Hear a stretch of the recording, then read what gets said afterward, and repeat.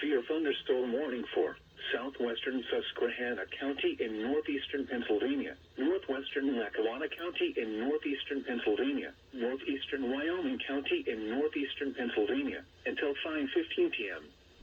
At 4:38 p.m., a severe thunderstorm was located near Lake Cary, or near Tunkhannock, moving southeast at 30 miles per hour. Hazard, 2-inch hail and 70 miles per hour wind gusts. Source, radar indicated. Impact, people and animals outdoors will be injured. Expect hail damage to roofs, siding, windows, and vehicles. Expect considerable tree damage. Wind damage is also likely to mobile homes, roofs, and outbuildings.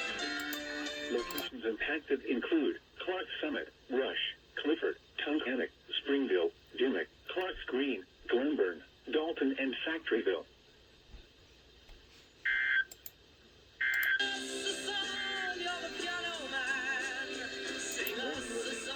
Until 4:45 for northeastern Susquehanna County. At 4:22 p.m., a severe thunderstorm was located near hell? Halstead, or near Montrose.